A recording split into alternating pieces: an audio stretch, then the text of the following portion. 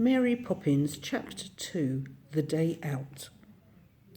Every second Tuesday was Mary Poppins' day off. So Mary Poppins put on her white gloves and tucked her umbrella under her arm, not because it was raining, but because it had such a beautiful handle she couldn't possibly leave it at home. How could you leave an umbrella behind if it had a parrot's head for a handle? Besides, Mary Poppins was very vain and liked to look her best. Indeed, she was quite sure she never looked anything else. Jane waved to her from the nursery window. "Where are you going?" she called. "Kindly close that window," replied Mary Poppins, and Jane's head hurriedly disappeared inside the nursery. Mary Poppins walked down the garden path and opened the gate.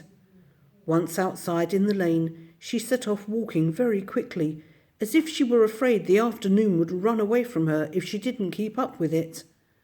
At the corner, she turned to the right and then to the left, nodded haughtily to the policeman, who said it was a nice day, and by that time she felt that her day out really had begun.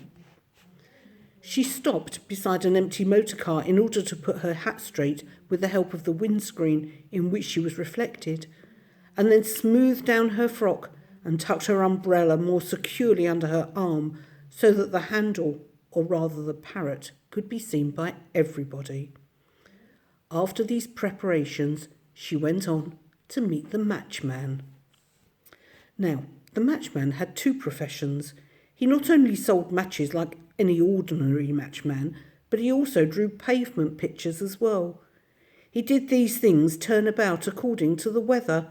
If it was wet, he sold matches because the rain would have washed his pictures away.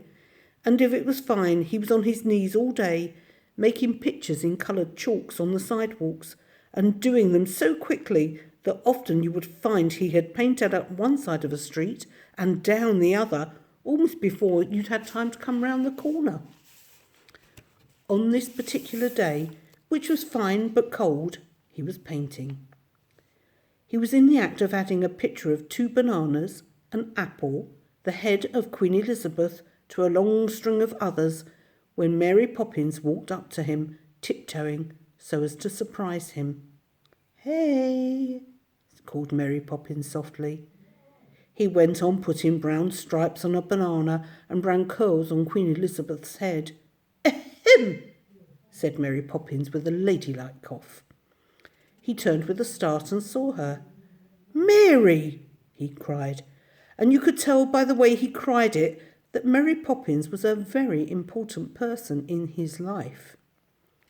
Mary Poppins looked down at her feet and rubbed the toe of one shoe along the pavement 2 or 3 times. Then she smiled at the shoe in such a way that the shoe knew quite well that the smile wasn't meant for it. "It's my day, Bert," she said. "Didn't you remember?" Bert was the matchman's name. "Of course I remembered, Mary," he said, "but—" And he stopped and looked sadly into his cap. It lay on the ground beside his last picture, and there was 2pence in it. He picked it up and jingled the pennies. "That all you got, Bert?" said Mary Poppins, and she said it so brightly you could hardly tell she was disappointed at all. "That's the lot," he said. "Business is bad today. You'd think anybody'd be glad to see that, wouldn't you?" And he nodded at the picture of Queen Elizabeth. "Well, that's how it is, Mary," he sighed. "I can't take you for tea today." Mary Poppins thought of the raspberry jam cakes they always had on her day out, and she was just going to sigh when she saw the matchman's face, so very cleverly she turned the sigh into a smile, a good one, with both ends turned up, and said, "That's all right, Bert. Don't you mind. I'd much rather not go to tea. A stodgy meal, I call it, really." And that, when you think how much she liked raspberry jam cakes, was rather nice of Mary Poppins. The matchman apparently thought so too, for he took her white-gloved hand in his and squeezed it hard. Then together they walked down the row of pictures. "Now there's one you've never seen before," said the matchman proudly, pointing to a painting of a mountain covered with snow and its slopes simply littered with grasshoppers sitting on gigantic roses. This time, Mary Poppins could indulge in a sigh without hurting his feelings. "Oh, Bert," she said, "it's a fair treat." And by the way she said it, she made him feel that by rights the picture should have been in the Royal Academy, which is a large room where people hung the pictures they have painted. Everybody comes to see them, and when they've looked at them for a long time, everybody says to everybody else, "The idea, my dear." The next picture Mary Poppins and the matchman came to was even better. It was the country, all trees and grass and little bits of blue sea in the distance, and something that looked like Margate in the background. "My word," said Mary Poppins admiringly, stooping so that she could see it better. "Why, Bert, whatever is the matter?" For the matchman had caught hold of her other hand now and was looking very excited. "Mary," he said, "I've got an idea, a real idea. Why don't we go there? Right now, this very day. Both together, into the picture, eh, Mary?" And still holding her hands, he drew her right out of the street, away from the iron railings and the lampposts, into the middle of the picture. Pff! There they were, right inside it. How green it was in there, and how quiet, and what soft, crisp grass under their feet. They could hardly believe it was true, and yet here were green branches huskily rattling on their hats as they bent beneath them, and little coloured flowers curling round their shoes. They stared at one another, and each noticed that the other had changed too.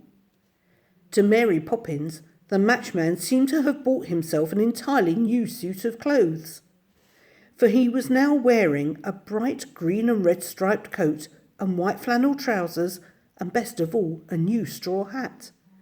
He looked unusually clean, as though he had been polished. "Why, Bert, you look fine," said Mary Poppins in an admiring voice. Bert could not say anything for a moment, for his mouth had fallen open, and he was staring at her with round eyes.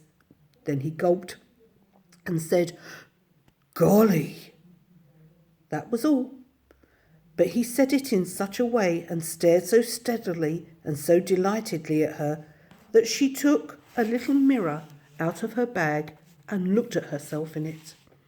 She too, she discovered, had changed. Round her shoulders hung a cloak of silk with watery patterns all over it, and the tickling feeling at the back of her neck came, the mirror told her, from a long curly feather that swept down from the brim of her hat. Her best shoes had disappeared, and in their place were others much finer and with large diamond buckles shining on them. She was still wearing the white gloves and carrying the umbrella. "My goodness," said Mary Poppins. So, still admiring themselves and each other, they moved on together through the little wood, till presently they came upon a little open space filled with sunlight, and there on a green table was afternoon tea. A pile of raspberry jam cakes as high as Mary Poppins' waist stood in the centre, and beside it tea was boiling in a big brass urn. Best of all, there were 2 plates of whelks and 2 pins to pick them out with. "Strike me pink," said Mary Poppins. That was what she always said when she was pleased. "Golly," said the matchman, and that was his particular phrase. "Won't you sit down, madam?" inquired a voice, and they turned to find a tall man in a black coat coming out of the wood with a table napkin over his arm. Mary Poppins, thoroughly surprised, sat down with a plop upon one of the little green chairs that stood round the table. The matchman, staring, collapsed onto the other. "I'm the waiter, you know," explained the man in the black coat. "Oh, I didn't see you in the picture," said Mary Poppins. "Ah, I was behind the tree," explained the waiter. "Won't you sit down?" asked Mary Poppins politely. Waiters never sit down, madam, said the man, but he seemed pleased to have been asked. Your whelks, mister, he said, pushing a plate of them towards the matchman, and your pin. He dusted the pin on his napkin and handed it to the matchman. They began upon the afternoon tea, and the waiter stood beside them to see that they had everything they needed. We're having them after all, said Mary Poppins in a loud whisper, as she began on the heap of raspberry jam cakes. Golly, agreed the matchman, helping himself to 2 of the largest. Tea, said the waiter, filling a large cup for each of them from the urn. They drank it and had 2 cups more each, and then, for luck, they finished the pile of raspberry jam cakes. After that, they got up and brushed the crumbs off. There is nothing to pay, said the waiter, before they even had time to ask for the bill. It is a pleasure. You will find the merry-go-round just over there. And he waved his hand to a little gap in the trees where Mary Poppins and the matchman could see several wooden horses whirling around on a stand. That's funny, she said. I don't remember seeing that in the picture either. Ah, said the matchman, who hadn't remembered himself. It was in the background, you see.